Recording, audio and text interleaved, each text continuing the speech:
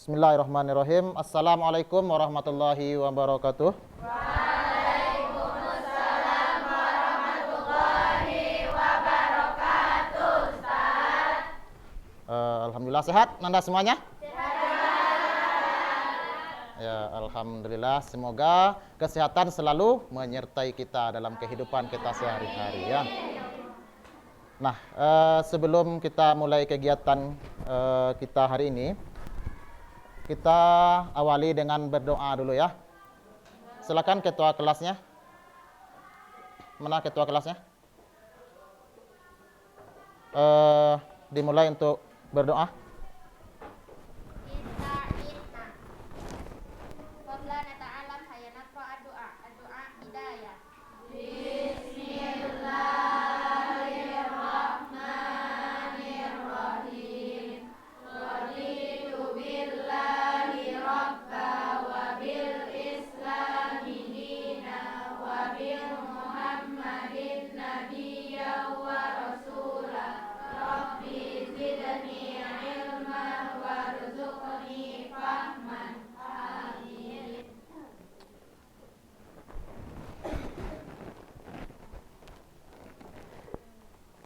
Alhamdulillah. Semoga dengan doa tadi insyaallah akan membawa keberkahan ya untuk pertemuan kita hari ini. Sekarang Ustaz akan cek kehadiran Anda dulu. Faizah, pinjam Ustaz pena.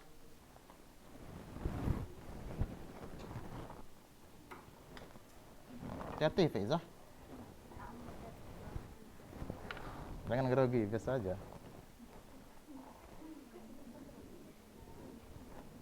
Aisyah,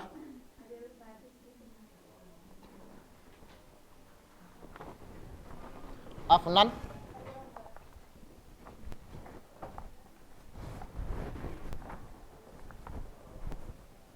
Aila, Ain Nabila, Alia, Akila, Asyifa Nur Hafizah. Sehat? Fiza? Alhamdulillah. Asyifa Tony. Diaul Haq. Santai aja, nggak usah tegang. Elpa. Faiza. Faridatul Hanifah, Futihat, Hawatul Khairah, Intan Parmatu. Sehat kan? Izihni, Kaisuti Labibah, Kaisati Labibah. Ya namanya manusia kadang khilaf gitu kan. Ya maafkan aja gitu. Khalila,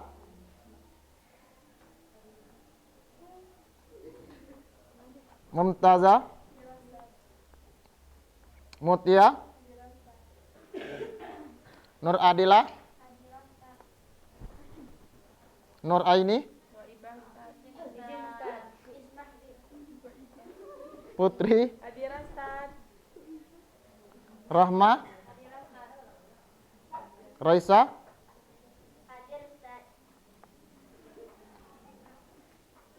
siapa yang gak terpanggil tadi namanya? Rifka, Rizka Ramlah, Rizka Suci Hijriah, Salma Ramadhani, Salsabila. Nah, ada lagi. Syahira. Tiffany Raudatul Jannah. Wafiatul Arda. Wafik Azizi. Alhamdulillah semuanya hadir kecuali dua orang ya. Kecuali 2 orang.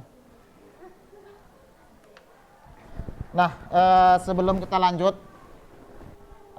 ke pembahasan kita selanjutnya, mana hal-hal yang nggak berkepentingan rasanya di dekat Anda, silahkan itu Anda simpan, apapun, mana yang akan mengganggu, dan Anda duduk rapi, baik, rapi-rapi duduknya ya.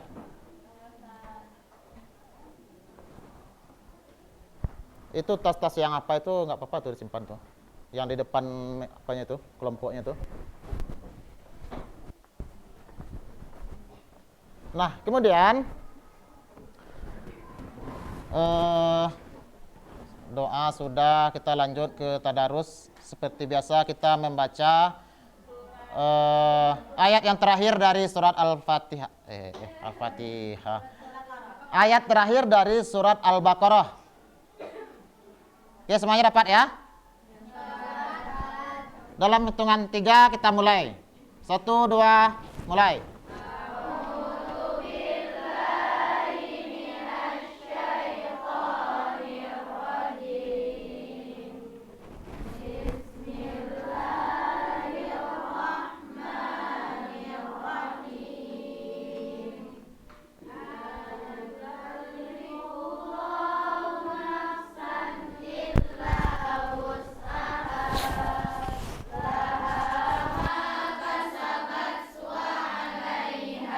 Taruh sini aja.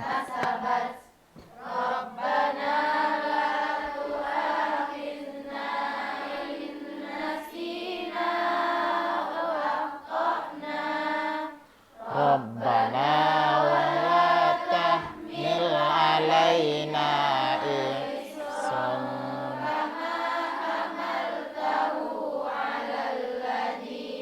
min qablina.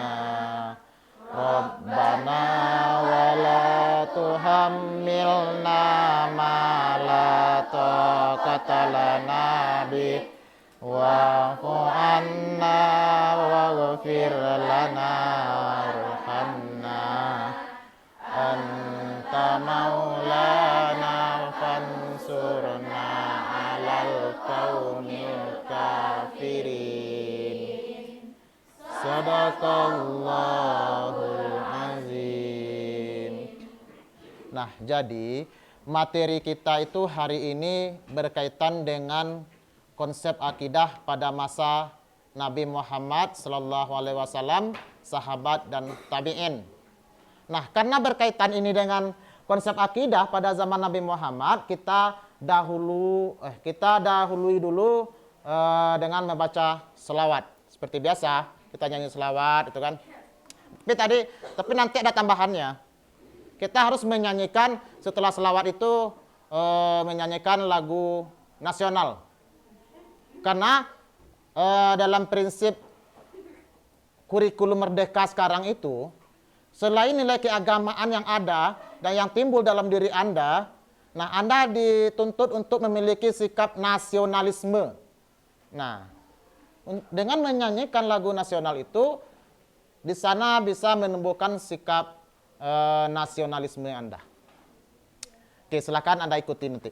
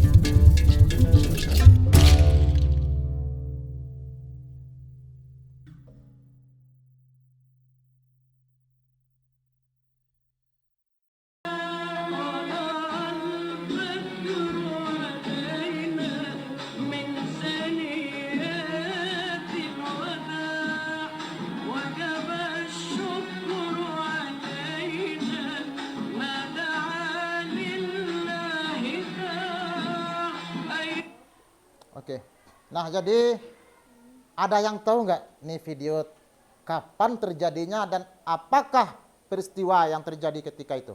Oke, si Siva. Lupa Ustaz nama Anda. Raisa. Raisa. Itu tuh kejadian ketika pasukan Nabi Muhammad Ustaz, kemenangan pasukan Nabi Muhammad ketika perang Badar, Ustaz, itu kembali beliau ke Madinah dan disambut dengan salawatan Badar Ustaz. Oh itu. Oke. Ada lagi yang lain? Bagus. Sama semuanya. Nah, jadi ini peristiwa ketika beliau sampai ke Madinah. Setelah ini kira-kira apa lanjutan videonya ini? Siapa yang tahu? Ini proses apa nih sebenarnya sekarang? Enggak. Enggak, ini enggak penyambutan. Tadi awalnya penyambutan, ini loh lanjutan dari onta ini.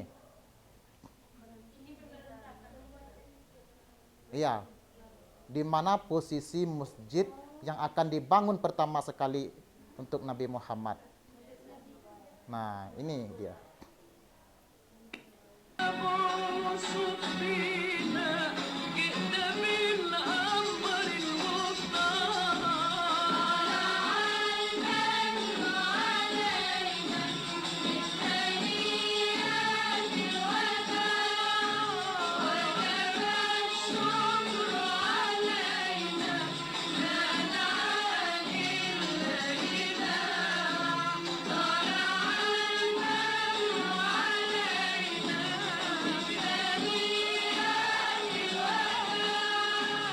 Ya udah. Jadi dengan berselawat mudah-mudahan bisa menumbuhkan kecintaan kita kepada Nabi Muhammad sallallahu alaihi wasallam. Sekarang kita akan mendengarkan dan nyanyi bersama nyanyi nasional. Silakan Anda berdiri semuanya.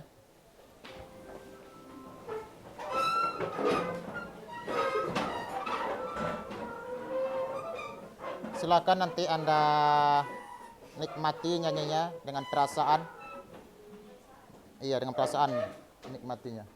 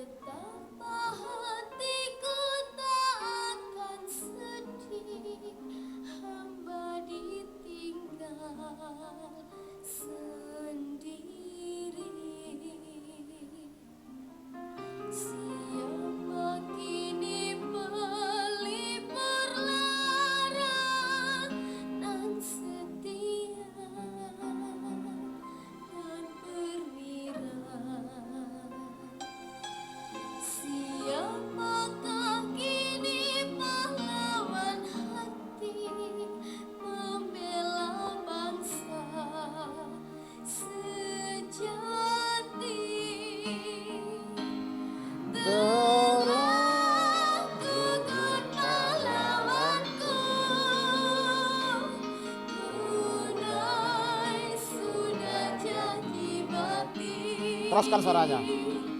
Gugur satu tumbuh seribu. Air cahaya sakti.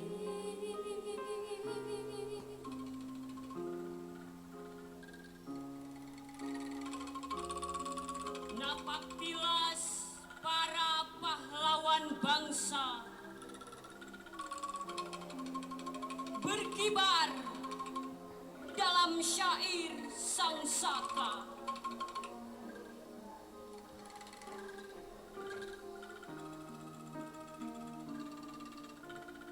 Berkobar dalam puisi Indonesia untuk meraih cita-cita merdeka. Napaktilas anak bangsa bersatu dalam semangat jiwa, bergema di jagat Nusantara untuk meraih prestasi dan karya. Merdeka!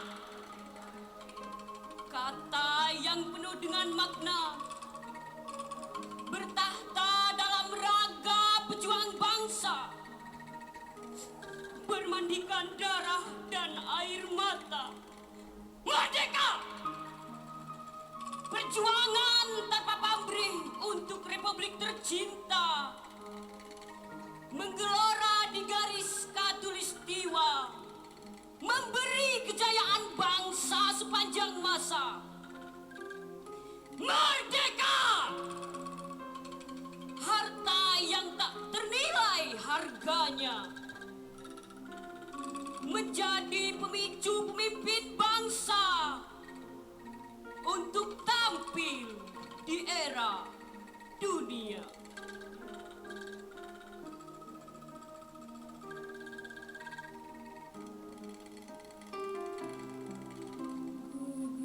Bungaku di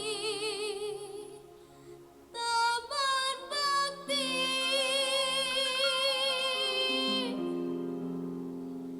di hari baan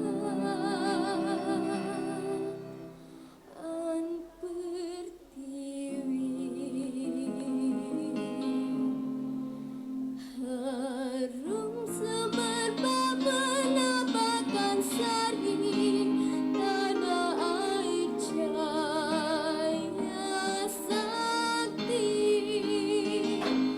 telah gugur pahlawanku, tunai sudah jadi bakti, gugur satu tumbuh seribu, tanah air jaya sakti, tanah air jaya sakti.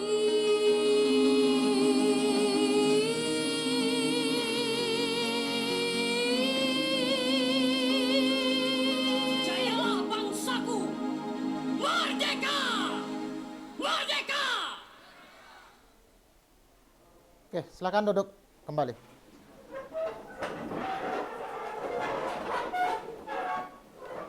Banyak ya di antara Anda yang nggak hafal nyanyi Gugur Bunga ini. Padahal itu kisah yang sangat menyedihkan, serta memilukan dan juga menyakitkan gitu.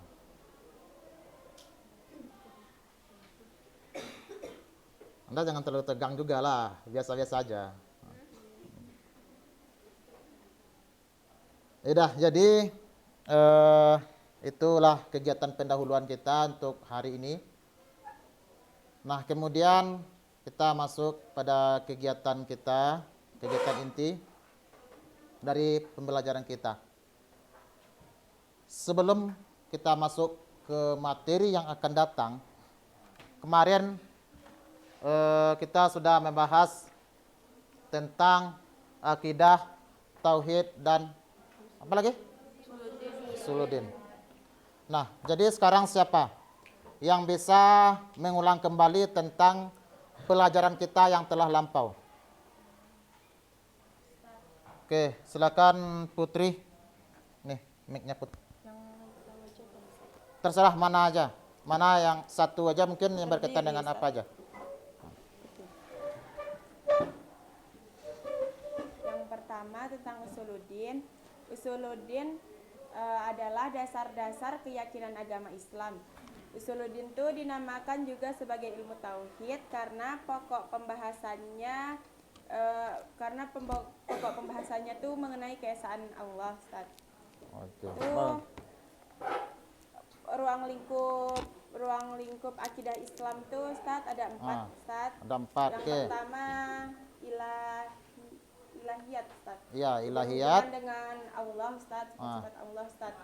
Oke. Sampai itu aja dulu. Dan mungkin ada yang lain yang bisa menambahkan. Oke, siapa lagi? Kita minta dua kelompok lagi. Siapa kelompok mana yang akan menyampaikan terlebih dahulu pembahasan kita yang telah lampau? Ya, Lia. Perbedaan antara tauhid, akidah, dan usuluddin. Oke, apa perbedaan dari akidah, tauhid, dan usuluddin itu? Kalau akidah apa? Kalau akidah merupakan ilmu tentang dasar keyakinan kita yang ada dalam hati, pikiran, perbuatan seseorang terhadap satu keagamaan. Oke, itu akidah. Kalau tauhid? Kalau tauhid, kepercayaan kepada Tuhan dalam meyakini tidak ada tidak ada Tuhan selain Allah, Ustaz. Tidak ada Tuhan selain Allah. Apalagi yang ketiga? Usuluddin apa? Dasar-dasar kita dalam beragama. Ilmu yang pelajari dasar-dasar agama. Oke, ilmu yang mempelajari tentang dasar-dasar agama Islam. Oke, siapa lagi? Oke, Faiza. Tentang apa Faiza yang akan Faiza sampaikan? Faiza mau lanjutin yang dibahas sama Kopi tadi, tentang ruang lingkup akidah Islam, Ustaz. Tentang ruang lingkup akidah Islam. Oke, silakan. Tadi kan, Ustaz, seperti yang dibilang sama Putri, Ustaz, ada 4 syarat ilahiyat yang berhubungan dengan Tuhan, Ustaz, keesaan Allah, Ustaz. Kalau nubuat, Ustaz, pembahasan yang berhubungan dengan Nabi, Ustaz. Kalau ruhaniyat, Ustaz, yang berhubungan dengan alam metafisik atau seperti malaikat, Ustaz, jin, Ya. iblis, syaitan, dan lain-lain, Ustaz. Kalau sam'iyat, Ustaz, itu pembahasan segala sesuatu yang diketahui lewat sam'i, Ustaz. Atau Asmaul Husna ya, atau nama dari Allah tersebut. Oke, bagus. Apa lagi? Raisa. Silahkan Raisa, yang berkaitan dengan apa? Raisa? Pembagian tauhid, Ustaz. Tentang pembagian. Tauhid, Ustaz. Oke, apa itu pembagian tauhid? Tauhid itu terbagi menjadi 3, Ustaz. Mm, Tauhid rububiyah yang membahas tentang keyakinan kita kepada Allah. Ya. Tauhid uluhiyah Ya. membahas tentang keyakinan kita kepada Allah atas segala yang diciptakan oleh Allah, Ustaz. Mm, Terus tauhid asma wa al-asma Asma wa sifat. wasifat, yaitu keyakinan kita kepada Allah tentang nama-nama dan sifat-sifat Allah, Ustaz. Oke, bagus. Kasih aplaus untuk kita semuanya.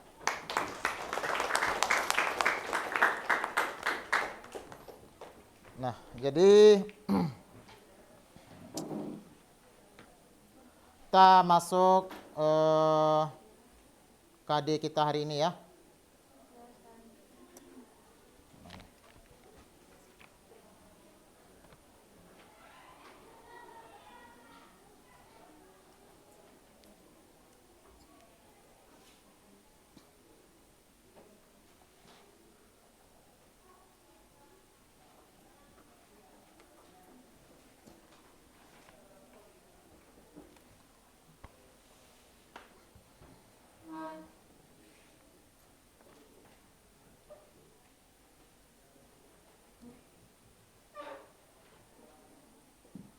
Nah, jadi pembahasan kita konsep akidah pada masa Rasulullah, sahabat, dan tabi'in.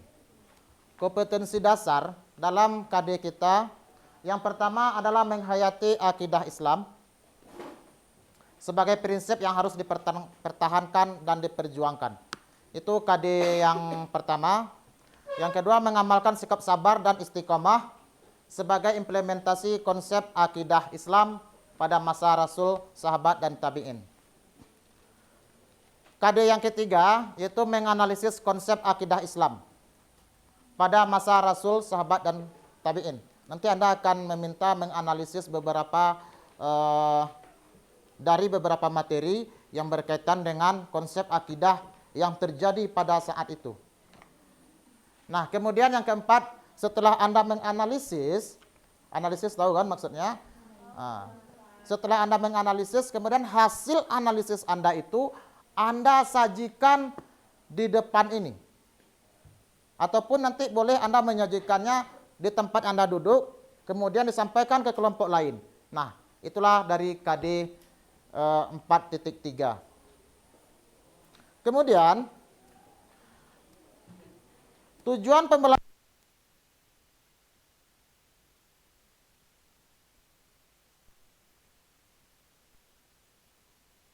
menunjukkan keyakinan akan kebenaran akidah Islam dengan benar. Dengan kita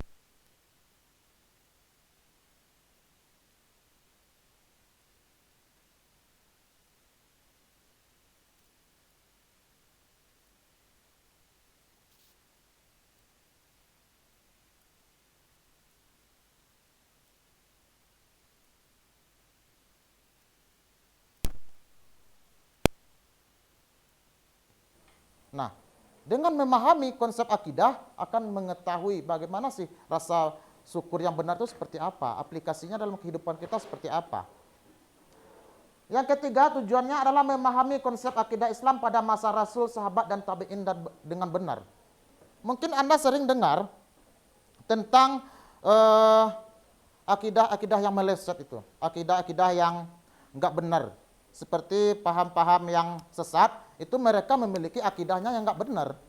Setelah Anda belajar tentang konsep akidah ini, Anda bisa memahami konsep akidah Islam yang benar itu seperti ini loh gitu. Nah, kemudian tujuan yang keempat, mencari informasi lanjutan, baik melalui membaca sumber dari berbagai macam yang berkaitan dengan akidah Islam pada masa Rasul, sahabat, dan tabi'in. Nah, ini dia peta konsep kita yang akan kita bahas hari ini.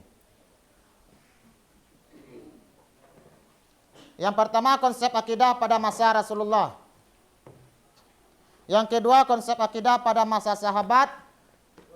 Yang ketiga, konsep akidah pada masa tabi'in. Dan konsep akidah pada masa salafus soleh.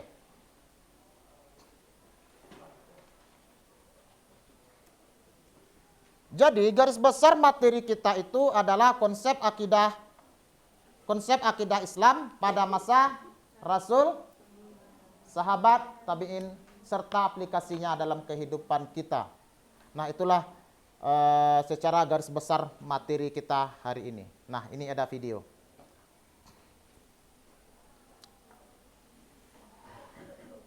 Setelah Anda melihat video ini, silakan Anda catat apa-apa yang berkaitan dengan materi kita.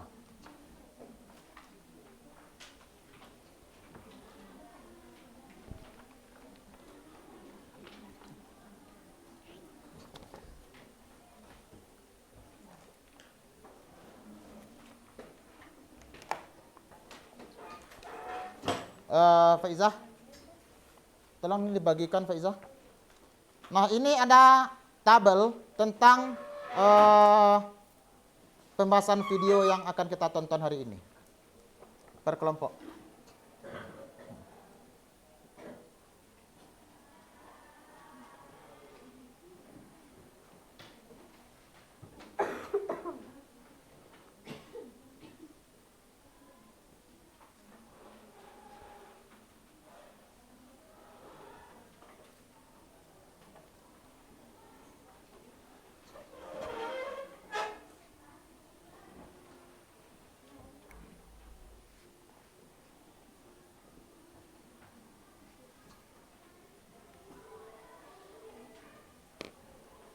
Sudah dapat semua kelompok.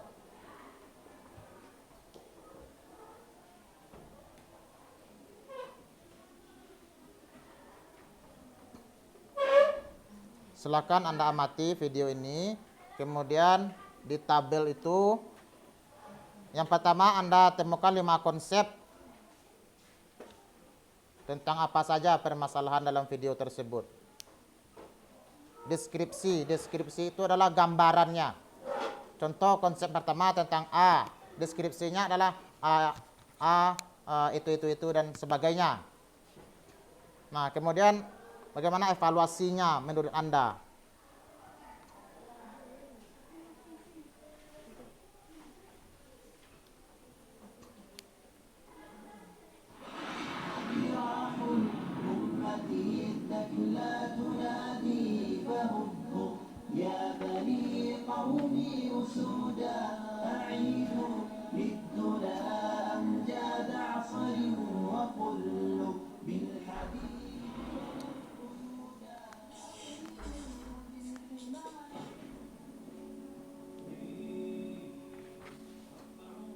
Dalam menyikapi para sahabat dan orang-orang yang soleh di masa lalu yang disebut sebagai salafus soleh adalah mencari informasi dari jalur yang sahih. Untuk itu, sebuah narasi sejarah jika tidak menampilkan riwayat-riwayat yang sahih akan menjadi satu fitnah besar, terutama bagi orang-orang yang memiliki kedekatan kepada Rasulullah SAW. Harus diingat baik-baik bahwa Yazid bin Muawiyah tidak pernah mengirimkan pasukan untuk membunuh Al-Husain di Karbala. Pasukan yang dipimpin oleh Ubaidullah bin Ziyad dikirim oleh Yazid ke daerah Kufah untuk meredam kekacauan di sana. Ketika pasukan ini sampai di Kufah, posisi Al-Husain masih di Mekah dan belum berangkat menuju Kufah. Jadi, jika kita sudah memahami bahwa Yazid mengutus Ubaidullah bin Ziyad ke Kufah bukan untuk membunuh Al-Husain, berarti inisiatif membunuh Al-Husain adalah inisiatif Ubaidullah sendiri, bukan perintah Yazid bin Muawiyah. Karena jika sasaran Yazid adalah Al-Husain, tentu saja ia akan mengirim Ubaidullah ke Mekah karena Al-Husain berada di Mekah. Jadi dari sini Anda sudah paham jika Yazid bin Muawiyah tidak bersalah dalam masalah ini. Kemudian, mengapa Al-Husain berangkat menuju Kufah dengan hanya membawa pengawal yang tidak banyak? Hanya membawa keluarganya saja yang sekitar berjumlah 73 orang. Hal itu karena orang-orang Kufah telah memberikan iming-iming kepada Al-Husain.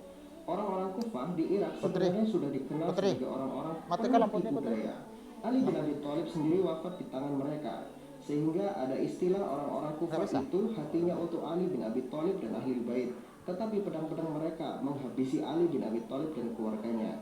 Orang-orang Kufah memberikan iming-iming kepada Al-Husain akan memberikan baiat mereka kepada Al-Husain karena mereka tidak suka dengan Yazid. Bukan hanya baiat tetapi juga pasukan besar dan dukungan yang kuat dari seluruh penduduk Irak.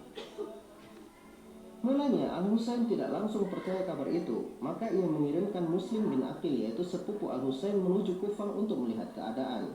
Ketika sampai di Kufah, Muslim menemukan bahwa penduduk Irak menghendaki Al-Husain yang menjadi khalifah, sehingga mereka pun membaiat Al-Husain melalui Muslim bin Aqil.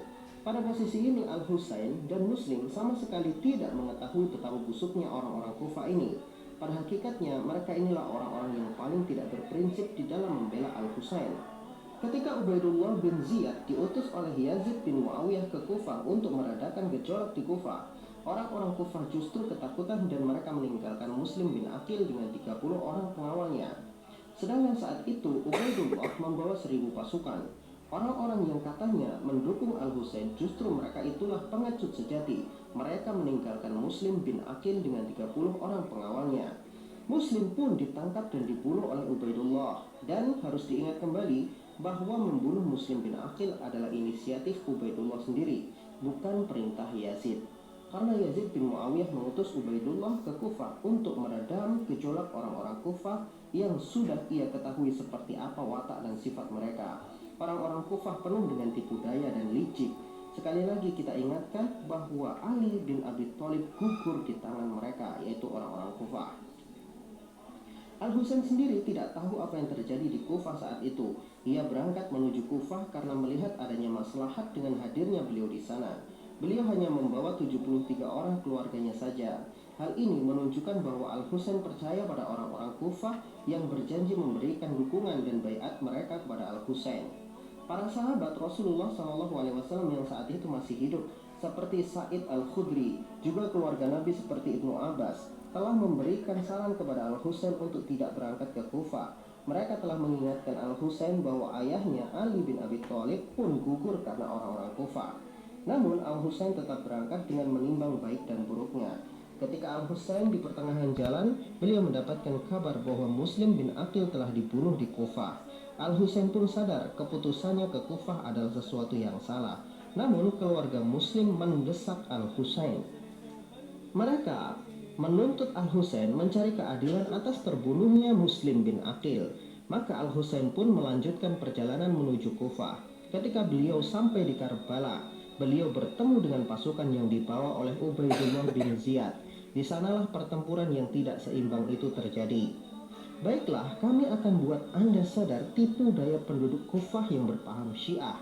Ketika mereka mengetahui Al-Husain datang menuju Kufah, mereka tidak memberikan sambutan sama sekali. Dan ketika terjadi pertempuran di Karbala, tidak ada satu batang hidung pun orang-orang Kufah yang memberikan pertolongan kepada Al-Husain. Di sini Anda harusnya paham bahwa orang-orang Syiah itu busuk akal dan jiwanya. Dalam kitab Minhajus Sunnah, kisah ini dijelaskan dengan mengambil sanad-sanad yang sahih, dan seharusnya kita pun mengambil sikap yang sama. Ada benang merah di dalam setiap perkara-perkara yang rumit.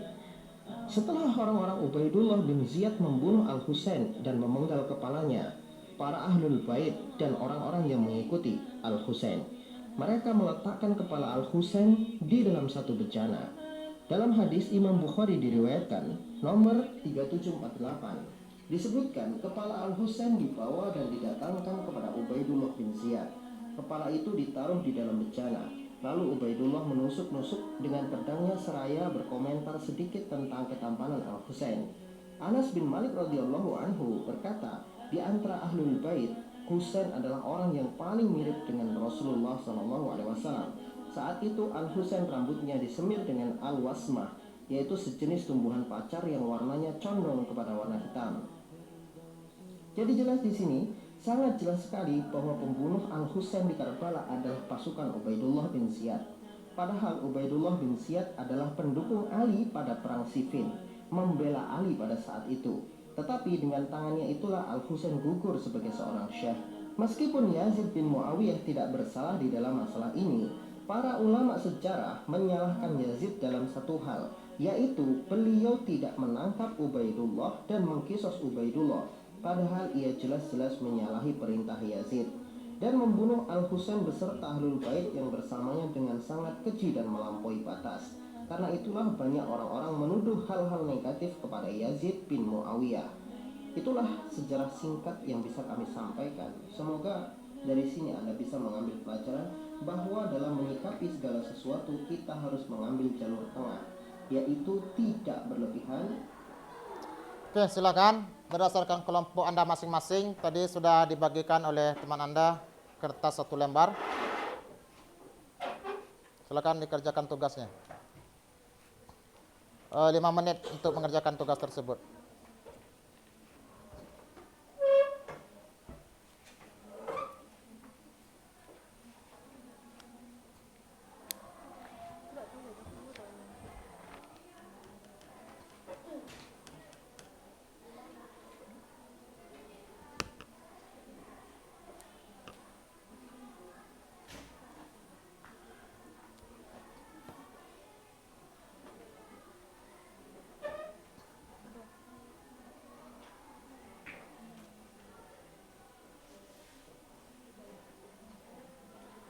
Ya. Apa-apa saja permasalahannya Anda tulis di sini. Di tabel yang pertama ini. Nah, kemudian di sini apa yang Anda tangkap terhadap tayangan video tadi yang di sininya. Nah, kemudian untuk tabel yang ini apa kelebihan dan kekurangannya.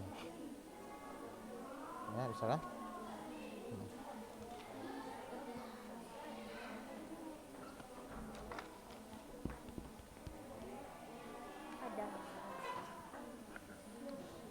Ya,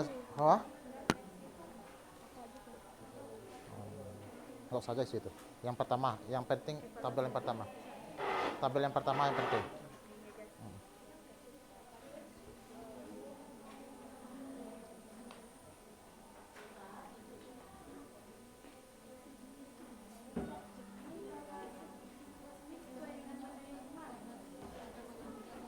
Tugas yang mana? Tugas itu berdasarkan video yang barusan. Iya.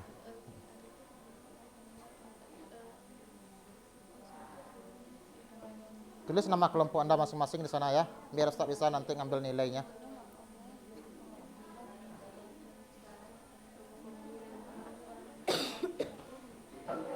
Cepat.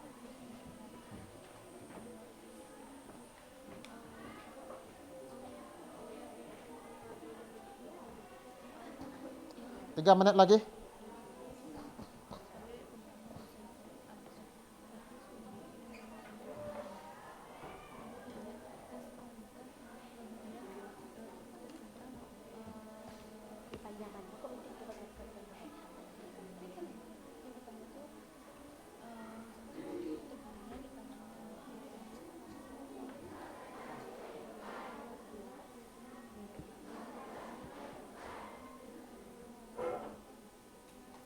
Udah, Faizah, silakan dikumpulkan. Hah? Ya, cepatlah, cepat.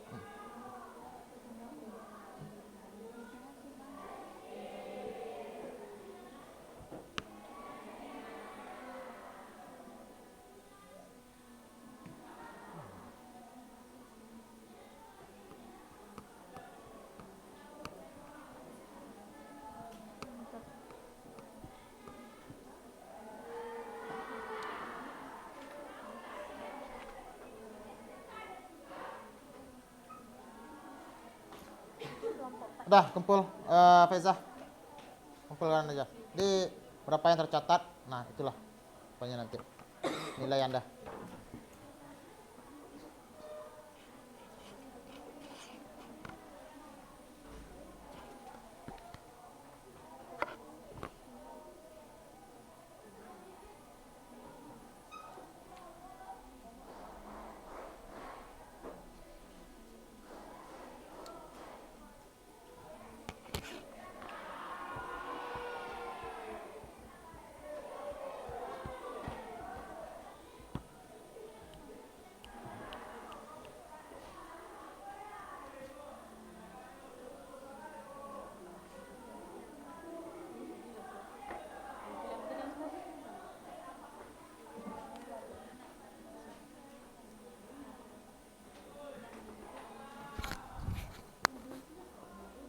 Dah.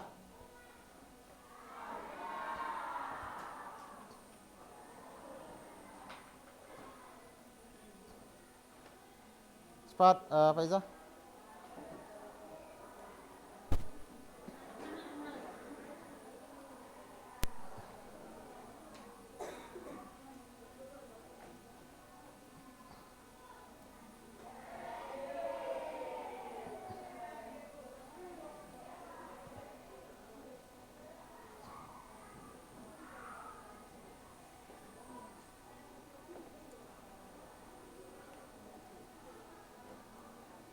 Nah, jadi sekarang kita masuk ke pembahasan konsep akidah pada masa Nabi Muhammad Sallallahu Alaihi Wasallam. Pada zaman Nabi, ada beberapa permasalahan yang berkaitan dengan akidah. Tapi permasalahan tersebut tidak begitu mengambang keluar. Selalu bisa diselesaikan. Artinya, prinsip akidah pada zaman Nabi Muhammad Sallallahu Alaihi Wasallam itu persatuan umat. Nah, itulah prinsipnya. Dan kedaulatan Islam. Semua masalah yang belum terjawab langsung dikembalikan kepada Nabi Muhammad. Banyak permasalahan-permasalahan. Contoh tentang Allah, tentang akidah berkaitan dengan tauhid. Apa sih yang dimaksud dengan Allah itu satu? Apa sih Allah itu esa? Tangan Allah, Allah memiliki kekuasaan. Nah, hal-hal yang seperti itu langsung dikembalikan kepada Nabi Muhammad. Jadi enggak ada perpecahan dan juga tidak ada penafsiran-penafsiran yang lain. Yang membuat perpecahan itu adalah banyaknya penafsir-penafsir yang menafsirkan ayat-ayat tersebut. Nah, jadi para sahabat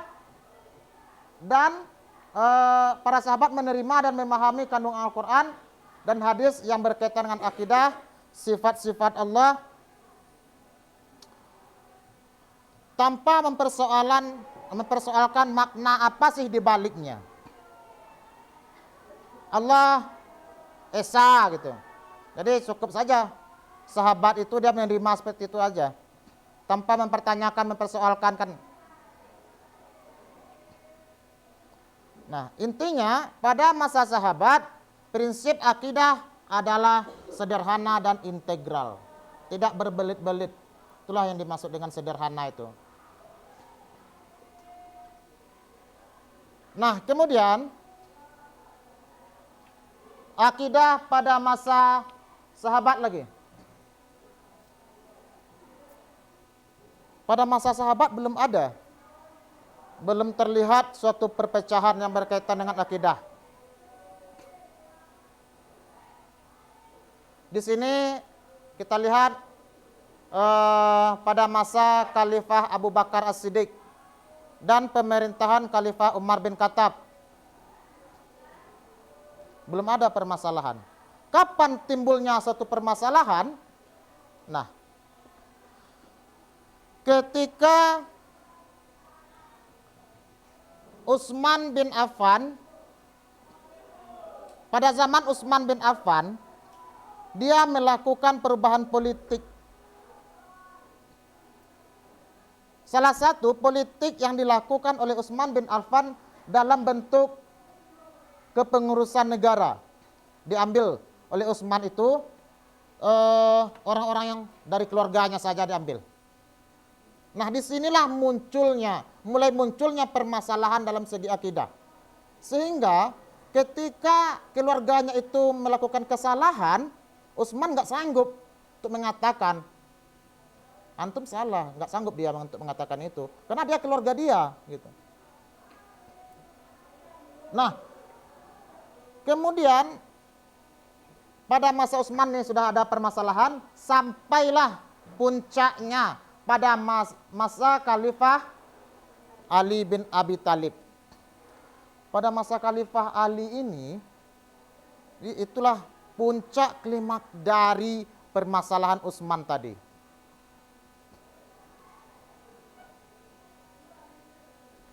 Pada masa Ali inilah umat muslim sudah mulai bermasalah. Mereka sudah mulai perang sesama. Kira-kira siapa yang tahu? Kelompok Ali dengan kelompok siapa? Kira-kira yang berperang ketika itu? Dengan kelompok? Ya, dengan kelompok Muawiyah. Siapa itu kelompok Muawiyah? Oke, siapa yang bisa? Izni, tolong apanya Izni? Rama.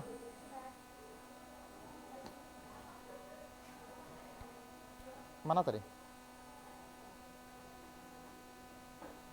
Mic-nya mana?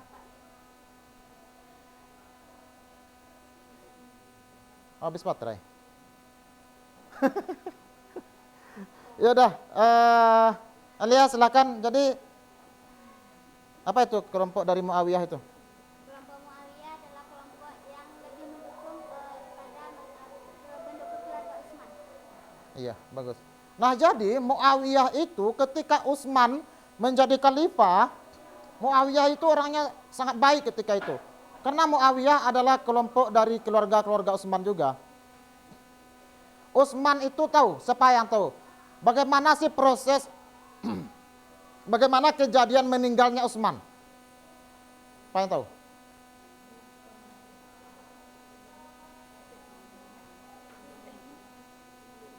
Oke, lihat bagaimana apanya Utsman itu, meninggalnya Utsman. Utsman meninggal pada saat konflik terjadinya antara beberapa orang tidak suka dengan cara si Utsman itu dalam memegang pemerintah.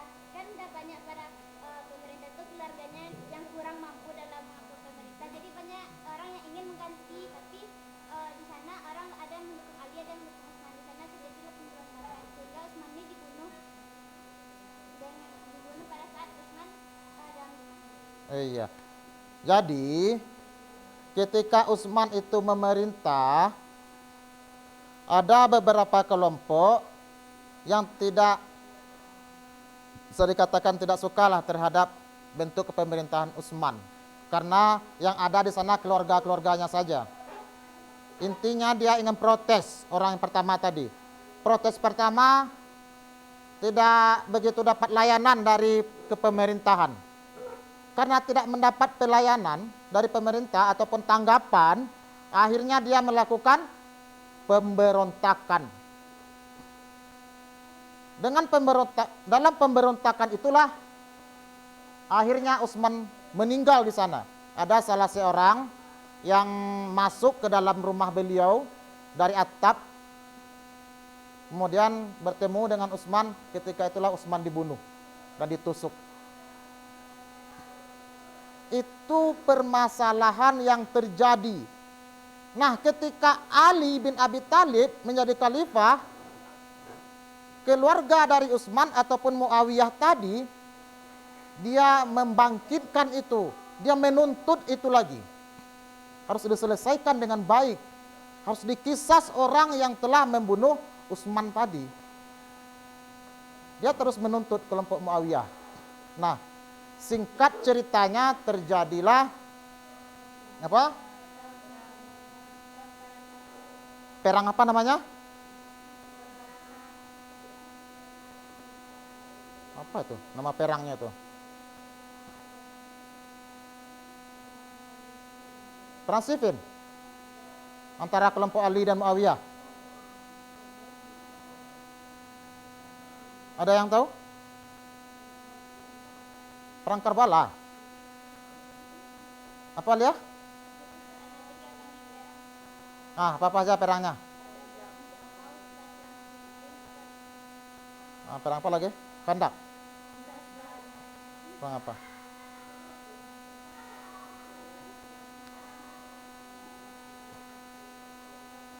Oke, yang lainnya.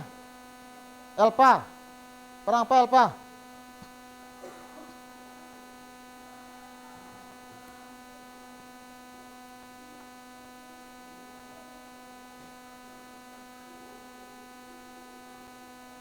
Yang istilahnya disebut dengan arbitrase nanti, tahkim.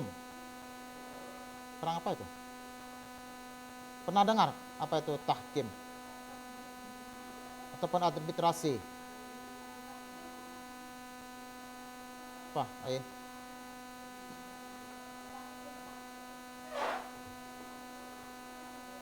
Bukan hakim.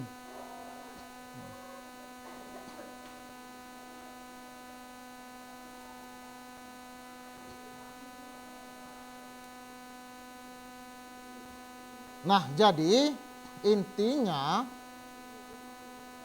mulai perpecahan dalam segi akidah terjadinya ketika masa khalifah siapa? Masalahnya ketika Utsman, puncaknya pada zaman Ali bin Abi Thalib. Terjadinya perang saudara ya. Nah, dengan terjadinya perang saudara tadi, maka terjadilah ataupun timbullah pemikiran-pemikiran dalam ilmu kalam. Dari sanalah awalnya. Nah, itu dia pemikiran teologi. Seperti apa pemikiran teologi dalam ilmu kalam? Apa Hawa? Pemikiran teologi dalam ilmu kalam? Aliran-aliran. Ada Syiah, ada Khawarij, apa lagi? Mu'tazilah,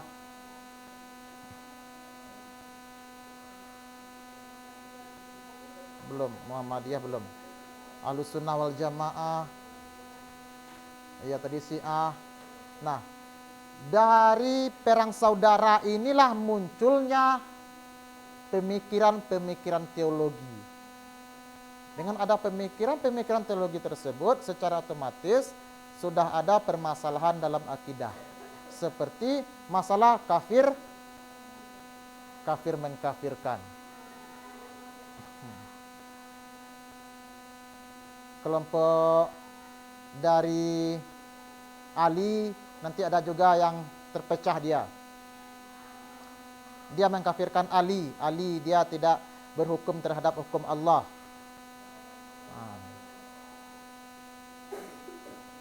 Karena ketika itu terjadilah pertemuan antara Muawiyah dan kelompok Ali untuk menyelesaikan permasalahan terbunuhnya Utsman tadi. Karena dalam menyelesaikan permasalahan itu yang diambil adalah bentuk berdiskusi antara kelompok Muawiyah dengan kelompok Ali tadi. Ternyata di sana berhukum tidak berhukum kepada hukum Allah adalah kafir. Nah, itu asal muasal permasalahan yang berkaitan dengan akidah tentang kafir mengkafirkan. Oke, ada pertanyaan? Silahkan.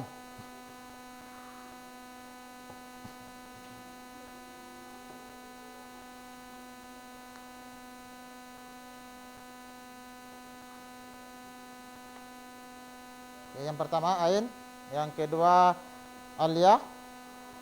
Satu orang lagi?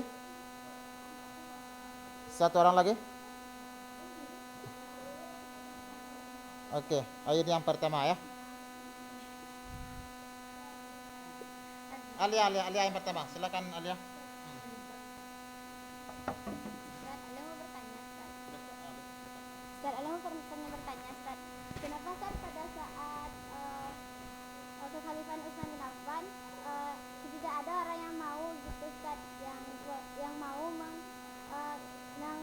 menegur gitu Ustaz, melaporkan ke Usman Ustaz.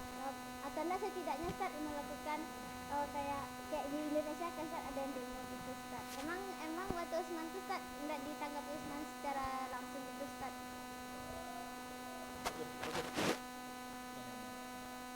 Ya, siapa lagi yang mau tanya? Faizah? Silakan berdiri.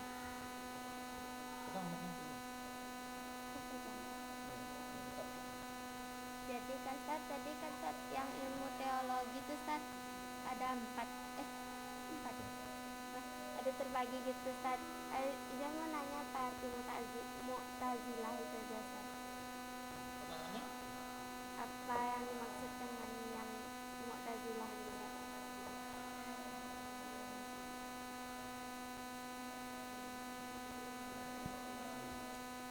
Oke, ada dua pertanyaan. Yang pertama, mengapa tidak ada tanggapan gitu ya Lia ya dari pemerintahan ketika ada apa tadi?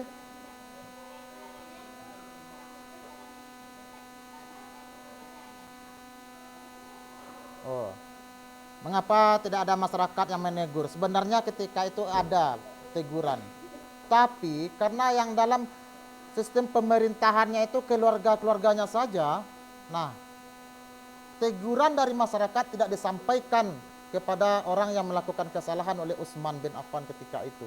Karena bagaimanapun Utsman dia takut nanti keluarganya akan hancur gitu. Kalau ketika disampaikan.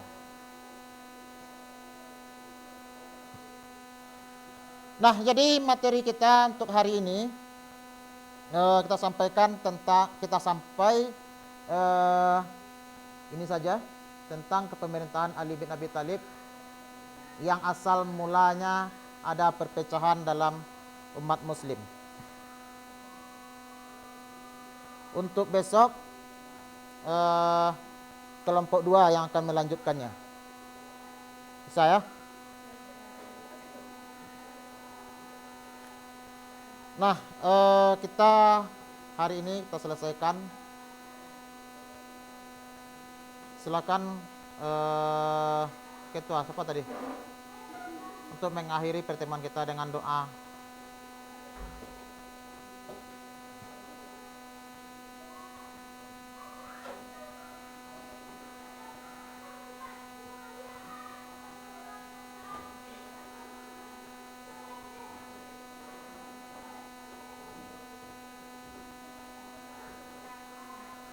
Keraskan suaranya.